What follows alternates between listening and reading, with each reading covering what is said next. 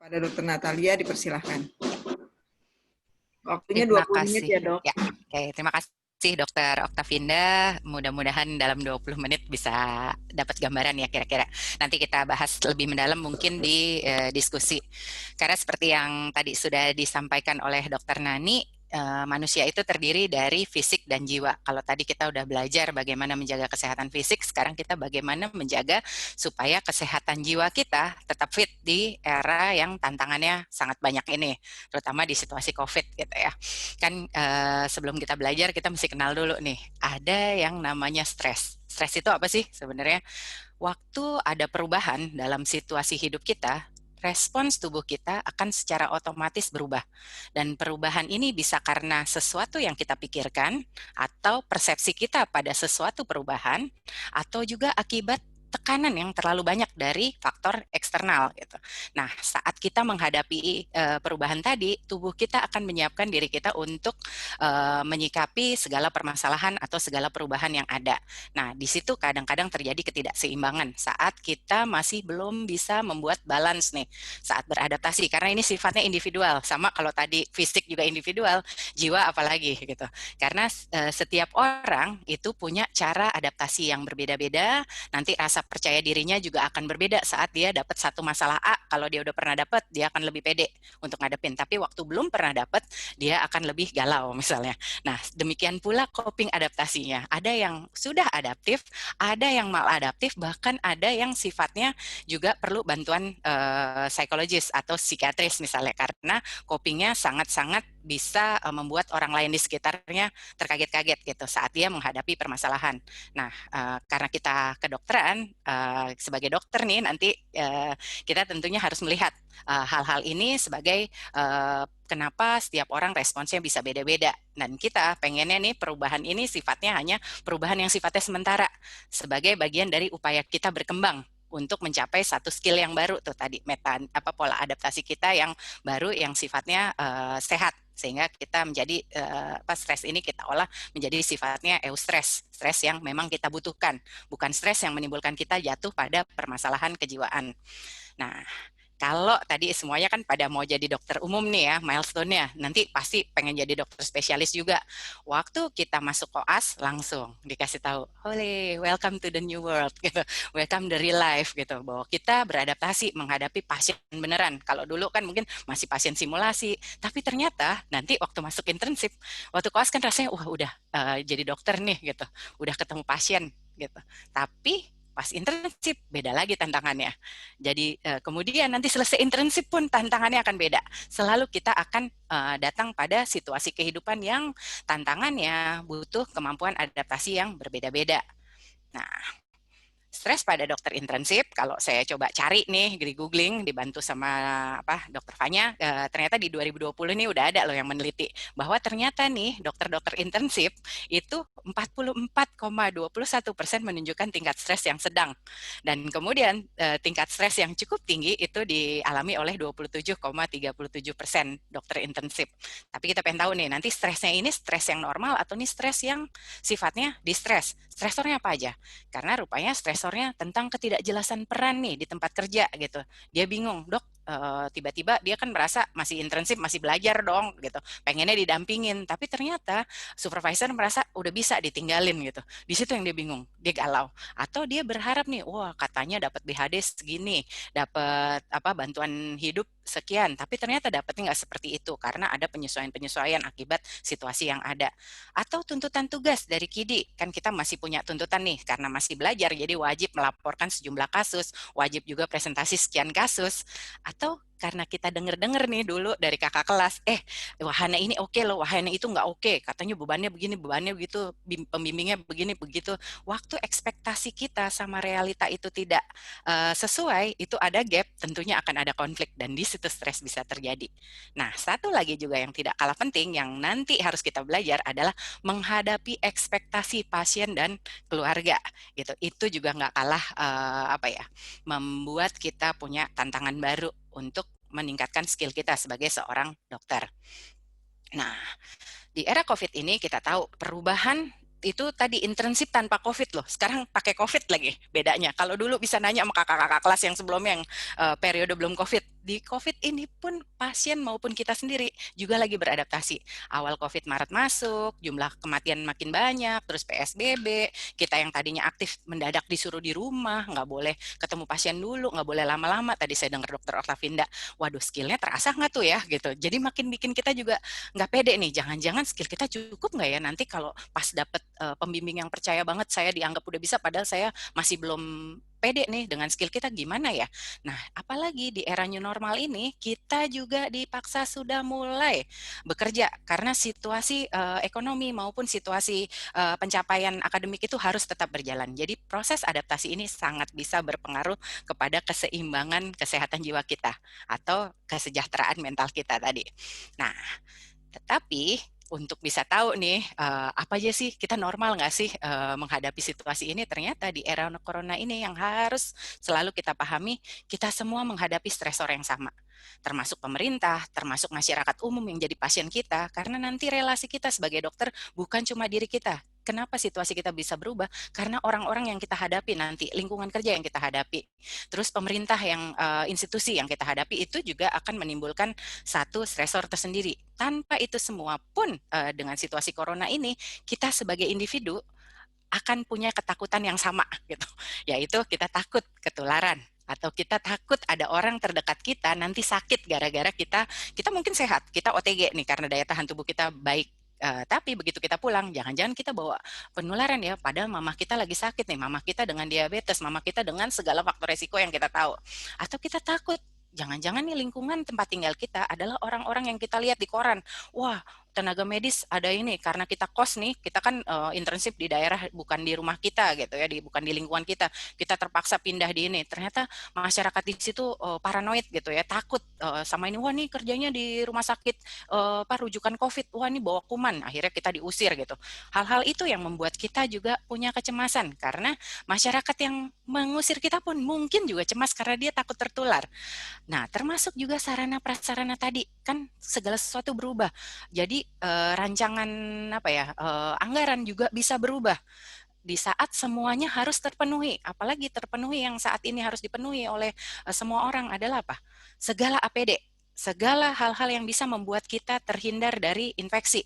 Jadi saat ini, apalagi roda ekonomi lagi berputarnya lebih lambat. Jadi tentunya hal itu yang membuat semua orang putar kepala. Dan gimana caranya supaya semua bisa berjalan gitu. Sehingga akan muncul nih konflik-konflik baik di keluarga, rekan kerja, masyarakat. Dan kalau komunikasi kita tidak baik, itu akan menimbulkan miskomunikasi. Apalagi kalau kita harus berbagi nih sarana prasarana. Terus termasuk kita, kalau orang-orang yang sifatnya apa? Punya ambisi yang harus sesuai target gitu, yang agak kaku dalam merubah target yang ada. Di situasi corona ini benar-benar membuat kita masing-masing akan ditantang. Apakah kita tipe orang yang sulit nih untuk beradaptasi? Ditambah lagi kalau kita orangnya senang bersosialisasi. Penambah kecemasan yang terbesar adalah kalau kita suka lihat berita-berita yang bukan mencari solusi, tetapi justru menambah kecemasan kita. Apalagi kalau yang dilihat adalah di WhatsApp grup yang isinya hoax semua gitu. Ditambah perubahan tuntutan tanggung jawab bukan cuma sebagai dokter loh. Di rumah kita dituntut sebagai anggota keluarga, kita juga dituntut sama pasangan misalnya, pacar minta diperhatiin. Dengan corona ini kan perhatian berubah, apalagi dengan internship ini. Kemarin udah bisa beradaptasi waktu jadi koas, sekarang masih membagi waktu kayak gimana nih? Pembagian waktu buat orang tertentu itu juga tidak mudah. Nah, jadi kita juga perlu melihat adalah apa yang ditakuti sekarang lebih menakutkan lagi kan, kalau kita tahu dulu sifatnya, oh tenang, corona itu aerosol, jadi harus jaga jarak, harus ada ini, jadi dia bisa berpindah kalau kita kena nih bagian tubuh kita atau ada orang yang batuk nanti nempel di benda sekitar. Jadi kita sudah beradaptasi dengan kebiasaan baru, jaga kebersihan, hindari kontak, jaga jarak, itu adalah kebiasaan baru yang harus menjadi habit, bukan sesuatu yang dipaksakan, karena kalau dipaksakan kita akan merasa lelah. Nah, tetapi apa kabar nih? Karena ternyata ada penelitian yang bilang bahwa COVID itu aerosol. Jadi kita tahu kita akan terinfeksi kalau kumannya virulen. jumlah load kuman yang kita hirup juga besar. Jadi otomatis pakai masker jadi sesuatu yang harus kalau kita ada di tempat terbuka karena kita nggak tahu kuman itu ada berapa lama virus itu. Dan droplet itu juga katanya bisa 4 sampai 8 hari loh. Tadinya kan kita cuma hitung jam, jadi membersihkan itu jadi sesuatu yang wajib. Ternyata di bagian tubuh itu juga bisa bertahan lama. Jadi banyak hal yang harus kita buat untuk gaya hidup. Nah, stresor ya bagi kita tim medis, tadi secara umum udah kita bahas, bisa aja kita berkonflik, kita juga jadi bebannya nambah, rasa tanggung jawab kita juga sebagai seorang dokter yang dilatih untuk bertanggung jawab untuk orang lain, tentunya bebannya makin meningkat. Nah, terkait pandemi, tentunya tugas sebagai dokter, apalagi dokter intensif yang ada di garda terdepan nanti, jaga apa namanya triase segala macam, itu tentunya juga perlu nih memonitor, membuat report kasus, terus mengedukasi. Kadang-kadang kan kita pasti kepala puskesmas atau kepala rumah sakit yakin sebagai seorang dokter intensif, dokter sudah mampu kita sebagai dokter sudah mampu memberikan edukasi. Tetapi ternyata nanti kita akan menghadapi itu tidak semudah, nggak semua orang menerima informasi dengan mudah. Kadang-kadang kita akan lelah tadi secara fisik karena banyak protokol-protokol yang harus kita lakukan. Begitu nyampe kita ganti baju dulu, pakai baju yang sesuai dari rumah, dari jalanan, terus nanti di tempat kerja itu aja kita mesti pakai jumlah-jumlah baju yang udah kita taruh deh di beberapa tempat supaya kita udah merasa aman gitu ya. Nah, tapi nanti lelahnya juga secara mental karena kita akan berhadapan sama pekerja atau masyarakat yang sifatnya masih meremehkan COVID itu nggak ada. Percaya kan bahwa ada orang yang bisa ngedemo kita, bahkan sampai akhirnya menyebarkan berita hoax sampai dokter nakes itu dipukulin cuma gara-gara dia percaya COVID itu adalah konspirasinya WHO. Jadi kita nih antek-anteknya WHO gitu kan, bahwa itu orang-orang seperti ini yang bisa bikin kita kalau menanggapinya dengan kacamata yang belum pas, kita dengan coping kita yang tidak adaptif, kita akan marah, kita akan kesel, kita akan ini. Padahal niat kita membantu, niat kita menjaga, kok ini udah dijagain, yang ini malah ngerusak gitu. Kita bawaannya mau marah. Nah, tentunya kita juga sebagai manusia kita takut ya terinfeksi. Kita juga cemas karena kita pengen punya target tuh. Mau jadi dokter spesialis, siapa tahu ada yang mau jadi menkes, siapa tahu ada yang mau jadi kepala rumah sakit karena udah dibikinin rumah sakit sama orang tuanya. Nah, tentunya kecemasan kita terhadap target-target yang itu juga membuat sebagai tim medis kita akan punya beban tersendiri. Nah, ini yang harus dikenali bahwa respons perubahan itu bentuknya ada 3, dokter.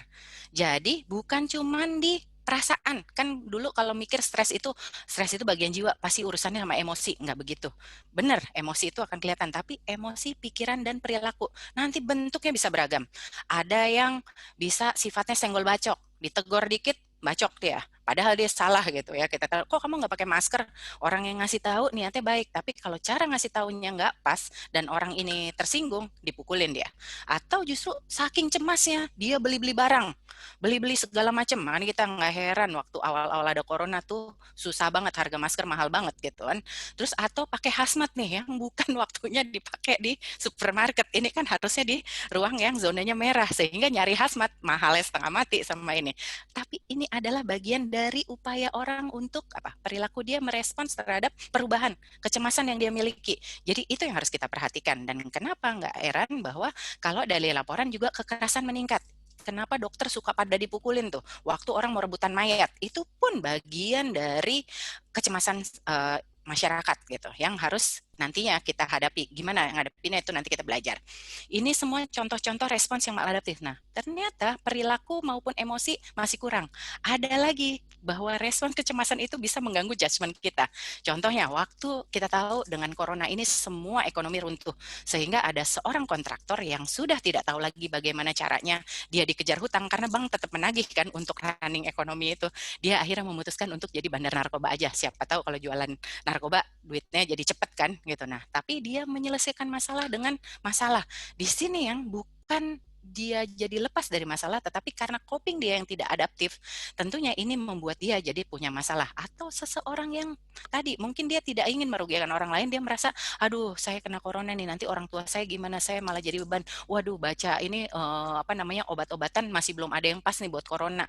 Ya udah deh, saya mati aja. Jadi jangan heran kalau sekarang banyak berita orang yang memutuskan untuk mengakhiri hidup. Jadi dalam keadaan stres, judgement seseorang pola pikir seseorang bisa terganggu. Itu merupakan respons yang maladaptif. Dan kenapa respons bisa berbeda-beda? Semua pengambilan keputusan ditentukan oleh level perkembangan tiap orang. Coping adaptasinya, cara dia memikirkan masalah dan mencari solusi itu juga terkait dengan level perkembangan moral. Bahwa kalau orang itu masih di level yang paling dasar, dia ngapain sih saya pakai masker? Masker belinya mahal sama ini bukan saya nih yang harus beli masker, harusnya rumah sakit, terus kita marah-marah. Atau kita justru nggak peduli sama orang lain, kita mikirin tetap dirinya sendiri gitu ya. Saya pokoknya mau kerja, saya mau ini, makanya demo-demo gitu. Nah, orang-orang yang seperti ini kalau kita sikapi dengan cara yang kurang pas, malah berakhir dalam kondisi yang kurang pas. Jadi kita perlu menilai nih nanti apakah orang itu sudah siap untuk diajak bekerja sama. Nah, cara melihatnya gimana? Nyari level perkembangan moral susah kan? Cara ngelihat paling gampang tuh dari perilakunya. Waktu dia udah maki-maki, dia nggak pakai masker, itu artinya orang yang sudah ada di level bawah. Dia boro-boro mikirin dirinya aja nggak, udah mikirin apalagi mikirin orang lain gitu kan. Nah, kemudian kita juga perlu lihat ini, kita lihat dari emosi sama behaviornya gitu. Karena kita nanti akan melihat pola adaptasi dia dalam melihat masalah, semuanya masalah. Dia nggak bisa melihat sisi positif dari sumber-sumber yang dia punya. Karena sebagai individu kita kan makhluk sosial. Harus ya kita bisa memanfaatkan segala situasi itu untuk menjadi satu tantangan sehingga kita bisa apa ya, meningkatkan coping skill kita menjadi orang yang berkembang gitu. Jadi kita resilient terhadap masalah. Memang nggak enak pas melaluinya gitu. Nah, tetapi kita bisa mengenali lewat zona apa orang itu sedang berada. Contohnya di sini, kalau orang itu masih sering nebarin rasa takut atau marah-marah atau dia beli stok obat yang berlebihan atau dia sering ngeluh atau langsung share apapun yang sifatnya negatif ke ke medsos, artinya orang ini masih ada di zona ketakutan. Boro-boro kita bisa ngajarin dia, mengedukasi dia untuk ikut protokol kesehatan. Jadi kalau orang lagi takut, sama seperti kita kalau lagi takut, kita pengennya diapain? Kita pengennya kan didengarkan, dimengerti dulu apa yang bikin dia takut. Itu yang harus kita pikirkan sama-sama. Karena dia masih bingung nih antara resources yang dia punya sama masalah yang dia punya masih kecampur-campur sehingga semuanya sifatnya jadi negatif sehingga kapasitas mental dia jadi terganggu. Karena kapasitas mental kita tuh kayak spons dan semua stres ketakutan kita, baik pikiran negatif kita ataupun masalah yang kita punya di luar, itu kayak tetesan air yang kalau tidak dikelola dengan benar, kalau dia masih ada di zona ketakutan, itu akan membuat dia jadi burnout. Dan responsnya tadi, senggol bacok kah, nyenggol diri sendiri kah, atau dia punya masalah-masalah kejiwaan lain. Nah, apa sih penyebab stres? Kan kalau tadi stresornya, sekarang stres pada nakes. Nah, ini yang kita juga harus aware nih. Hati-hati kalau kita di stresor internalnya kita udah punya konflik nih sama tim kerja kita. Pas kebetulan kita dikirim internship bareng temen yang kita benci banget. Nah, itu juga harus disikapi tuh. Terus yang kedua, hati-hati kalau kita nih punya ciri kepribadian yang terlalu perfect. Pengen punya rasa tanggung jawab berlebihan, terus pengen menyenangkan semua orang. Padahal namanya kita baru belajar, kita pasti akan bikin kesalahan nggak? Pasti gitu. Jadi waktu kita bikin kesalahan kita nggak bisa maafin diri kita kalau kita perfeksionis. Nah itu yang harus hati-hati bahwa kita jadi punya sumber stres tambahan. Nah selain itu di COVID-19 kita akan juga punya kenapa dua hal ini bisa jadi sumber stresor yang terberat? Karena kita jadi beban kerja kita jadi tambah karena tadi kita yang harusnya cuma nyelesain tugas nambah lagi tugas ini kurang bagus nih kalau belum rapih, tugas ini belum oke nih kalau ini nanti saya malah dimarahin sama ini. Kita juga terinjuri waktu ada orang yang kita jelasin terus dia marah-marah maki-maki, kita insulted misalnya, itu yang juga hati-hati. Atau kita merasa selalu nggak cukup, kita takut jangan-jangan ada hal yang belum kita tahu ya sama ini, padahal makin banyak kita belajar makin banyak hal yang kita tidak tahu. Itu yang harus hati-hati, kita perlu kenali nih apakah kita punya sumber-sumber stresor ini yang perlu kita kelola supaya kita tidak jatuh ke kondisi gangguan kejiwaan. Nah, kalau dua ini tadi sudah kita bahas ya. Nah, bahwa segala perubahan, segala coping yang saat ini kita punya, waktu kita menghadapi segala cobaan yang ada nih, tekanan-tekanan atau tantangan yang akan kita hadapi di waktu kita mau internship tadi, tentunya akan menimbulkan satu respons stres. Begitu ada sesuatu yang baru, kita pasti stres gitu. Jadi itu sesuatu yang normal, jangan takut gitu. Nah, tapi kapan nih kita perlu berhati-hati kalau dia udah mulai jatuh ke kondisi yang namanya distress. Ini yang menimbulkan kita jadi tidak berfungsi, yang kita kenal sebagai burnout gitu. Kenapa ini bisa terjadi? Karena tubuh kita kita, begitu ada masalah, baik itu eksternal ataupun itu masih fantasi kita atau ekspektasi kita yang berlebih, itu akan menimbulkan adrenalin di tubuh kita untuk menyiapkan kita fight atau flight. Nah, dari situ kita akan menyiapkan tubuh untuk punya energi, kita bisa fokus dan kita tertantang untuk menyelesaikan masalah. Tetapi kalau ini lebih dari 2 minggu, apa yang terjadi? Yang terjadi, adrenalin itu akan di take over. Otak kita langsung merespons balik, karena kalau nggak kita akan kelelahan. Kalau ini semua dilakukan secara sadar, jadi itu udah langsung otomatis. Akan timbul yang namanya stres hormon. Stres hormon ini akan mempengaruhi seluruh organ tubuh kita, yaitu apa aja? Tubuh kita, gula darah kita, metabolisme kita jadi lebih meningkat, sehingga gula darah meningkat, terus jantung kita bekerja lebih cepat, kenapa tensi juga bisa naik, kenapa jantung kita juga berdebar-debar, sehingga orang sering tuh jadi panic attack gitu kan. Atau karena kita sudah dalam kondisi ketegangan yang terus-menerus, tentunya imun sistem kita jadi berubah. Nah, apalagi kalau kita yang tipenya kalau lagi stres adalah emosi kita nih yang terpengaruh. Bahkan ada pengaruh juga ke persarafan. Nah, ini waktu stres hormon kita meningkat, serotonin justru berkurang. Yang sebenarnya penting untuk kita memaintain kebahagiaan kita sehingga kita bisa rasional. Dan ini tentunya mempengaruhi cara kita mengambil keputusan atau pengambilan keputusan. Dan ini kalau kita punya respons yang maladaptif, tentunya akan membuat kita beresiko jatuh ke gangguan jiwa gitu. Nah, gangguan jiwa ini dari bulan April kita udah ada alat, nanti kita akan share juga buat dokter semua sehingga bisa ngetes nih apakah kita juga termasuk orang-orang yang menunjukkan gejala kecemasan atau kita ada gejala depresi, atau 80% justru ada lagi berhati-hati yang berlebih dan bahkan waspada berlebih, bahkan juga nggak bisa duduk diam gitu. Itu yang kita perlu hati-hati nih, karena sekitar 80% orang sejak COVID ini menunjukkan post traumatic stress disorder. Oke. Nah, apa sih yang harus disiapin? Ya, dokter ini. Nah, bagaimana yang harus kita siapkan? Kita harus menyiapkan diri kita untuk punya yang namanya self-care. Ini yang harus dilatih. Kenapa self-care ini penting? Karena ini yang melatih kita untuk mengembangkan pola adaptasi kita dan bisa memanage masalah dengan baik.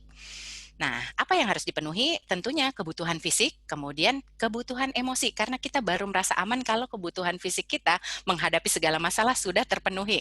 Demikian pula kalau kita sudah bisa mengelola tekanan internal waktu kita punya kepribadian yang tadi cenderung perfeksionis sama ini, tentunya kita kan cemasnya jadi berlebih. Nah, kalau kita sudah merasa aman, kebutuhan ini aman, tentunya baru kita bisa bekerja sama dengan baik dengan segala macam orang yang punya masalah dengan baik, dan kita akan lebih pede. Pede itu bukan berarti kita tahu semua, tetapi kita tahu mana yang kita bisa, mana yang kita enggak, dan mana kita mencari pertolongan, sehingga kita bisa berfungsi dengan baik. Dan kita akan lebih berani menghadapi hidup ini dengan makna hidup yang berbeda, sehingga kita bisa mencegah timbulnya gangguan kejiwaan. Nah, yang harus kita kenali dulu, kita nih tipenya kalau lagi stres, munculnya gejala fisik, gejala kognitif, atau emosi, atau perilaku. Nanti bisa kita ukur dengan cara seperti ini.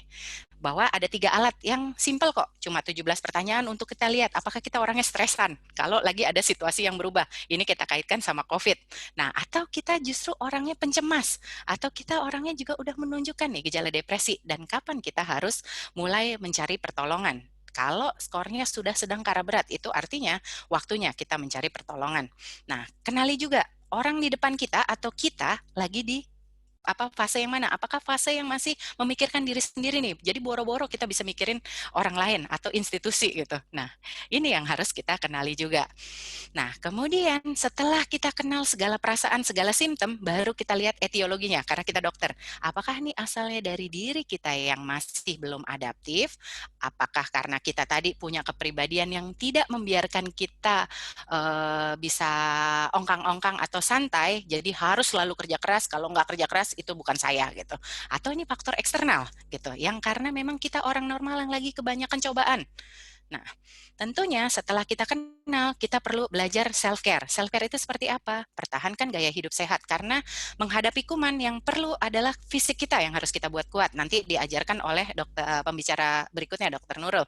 Kemudian kita juga harus praktek relaksasi. Relaksasi itu bukan yoga atau main semedi ya. Nggak selalu. Ada orang yang relaksasi nonton film horor.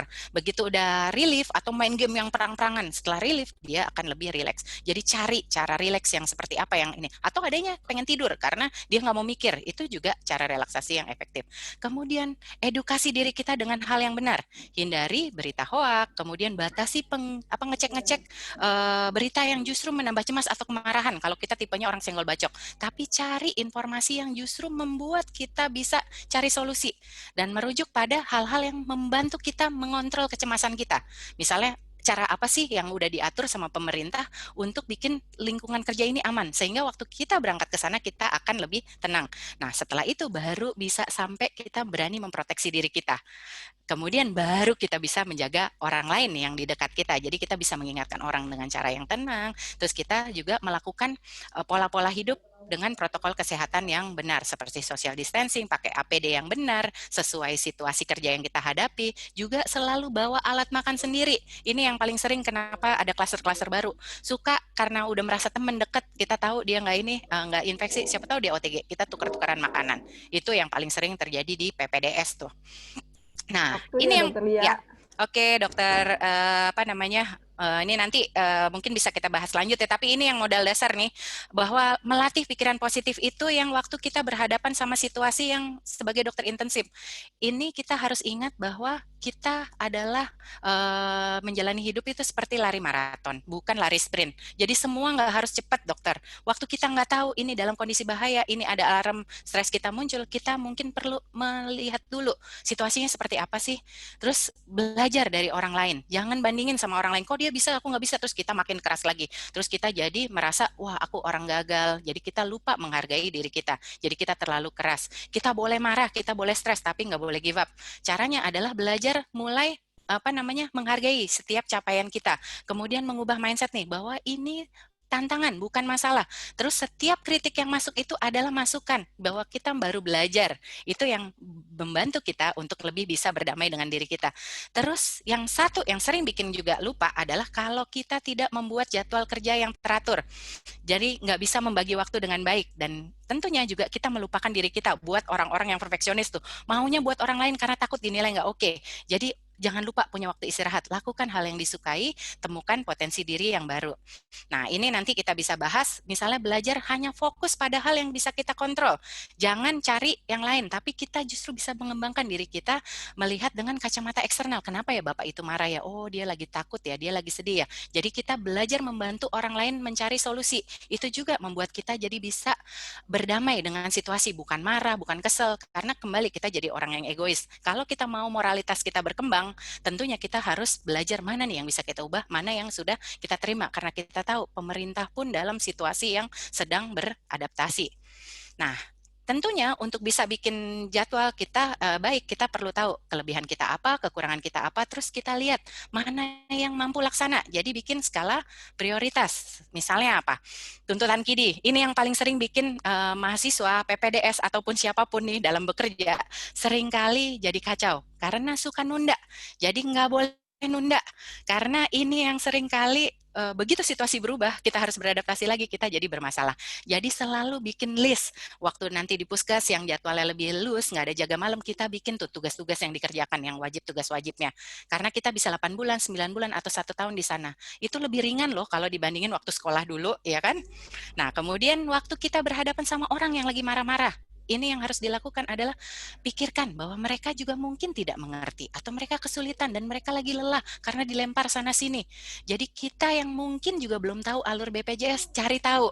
Terus juga cari tahu nih bagaimana mengkomunikasikan waktu orang lagi ngeluh. Jangan dia lagi mau senggol bacok kita bacok balik, berantem kita. Nah, kemudian bantu kenali kebutuhannya dengan cara mengenali ada pikiran irasional. Waktu pasien itu udah berpikir, saya pasti mati dok, saya harus begini, kata harus sama pasti itu udah pasti irasional. Jadi ini yang harus kita kenali, orang yang kita hadapi artinya orang lagi nggak normal. Atau jangan-jangan kita nih, karena kita bilang harus, ini harusnya bisa sama ini, nah itu kita harus hati-hati. Jangan-jangan kita lagi nggak oke.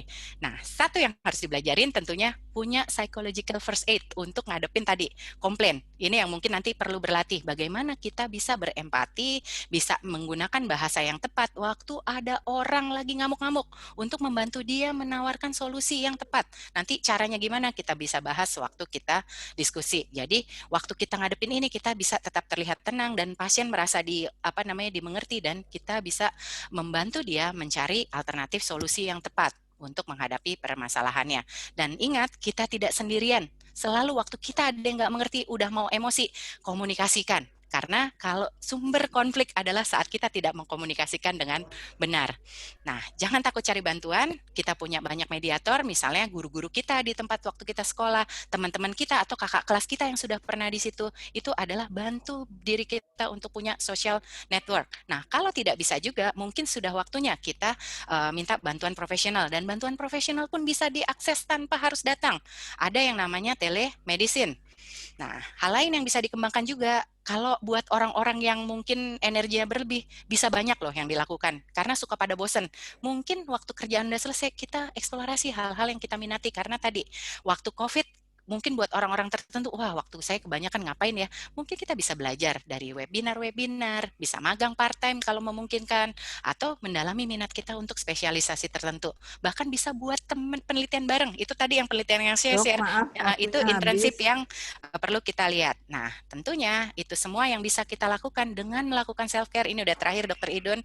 Simpulannya Oke, bahwa terima kita kasih. akan bisa membuat pola hidup yang lebih sehat, kita juga skill kita bertambah untuk mengontrol pikiran negatif, bahkan kita melatih kemampuan komunikasi kita. Jadi kita mengubah segala tantangan menjadi satu tantangan dan kita jadi lebih punya rasa percaya diri bahwa oke, ini tantangan baru nih, saya belum bisa nih komunikasi, saya masih senggol bacok nih, atau saya masih baper nih kalau nyenggolnya ke dalam. Jadi kita beradaptasi untuk lebih fleksibel agar kita jadi lebih percaya diri dan bisa tetap sehat jiwa waktu menghadapi intensif yang baru. Saya rasa itu Dokter Idun yang bisa saya sampaikan. Saya kembalikan pada pengelola acara. Mohon maaf bila terlalu panjang. Thank you.